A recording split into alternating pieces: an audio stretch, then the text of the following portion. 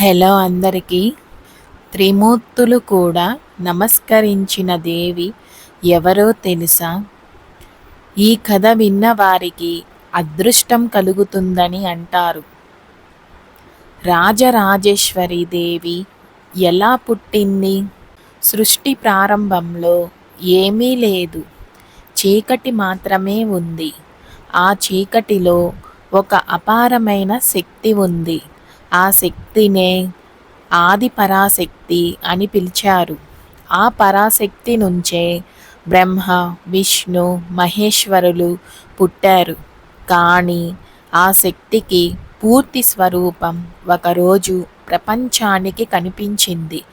అదే రాజరాజేశ్వరి దేవి అవతారం. ఒకసారి త్రిమూర్తులు ఎవరు గొప్పవారు అని తగుపడ్డారు. బ్రహ్మ సృష్టి చేశానని, విష్ణువు పరిరక్షించానని, శివుడు లయ చేశానని గర్వించారు. అప్పుడు అకస్మాత్తుగా ఒక మహాప్రకాశం ప్రత్యక్షమయ్యింది.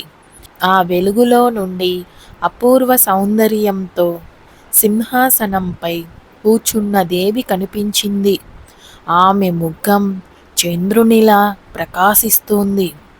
4 చేతుల్లో పాశం, అంకుశం, పుష్పబాణాలు, చక్కెర విల్లు ఉన్నాయి.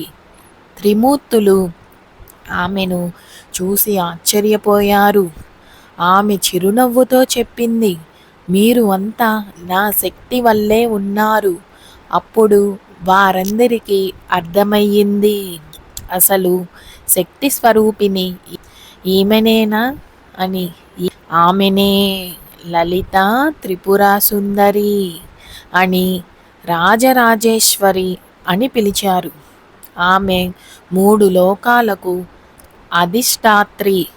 సృష్టి, స్థితిలయ అన్నీ ఆమె ఆజ్ఞతోనే జరుగుతాయి.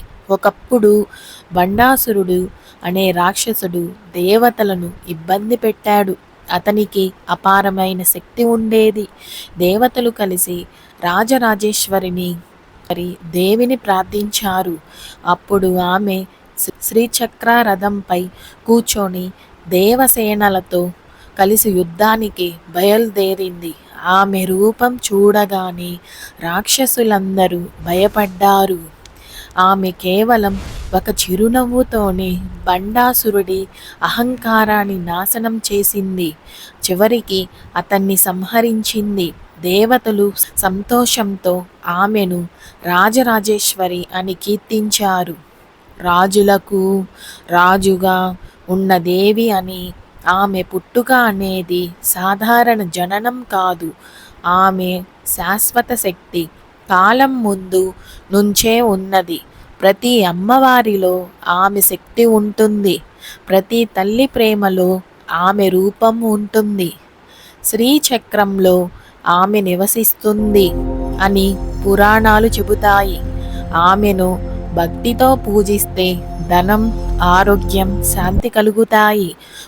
ముఖ్యంగా నవరాత్రులలో ఆమెను ఆరాధిస్తే కోరికలు నెరవేరుతాయని విశ్వాసం. రాజరాజేశ్వరి దేవి మనకు ఒక సందేశం ఇస్తుంది. అహంకారం వదిలి ప్రేమతో జీవించండి. ఆమె కరుణామయి. భక్తిని పరీక్షించదు, భక్తిని కాపాడుతుంది. ఈ కథ విన్న ప్రతి ఒక్కరికి ఆమె ఆశీస్సులు కలుగుతాయి అని నమ్మకం. వీడియో నచ్చితే లైక్ చేయండి, షేర్ చేయండి, సబ్స్క్రైబ్ చేయండి. థ్యాంక్ యూ అండి.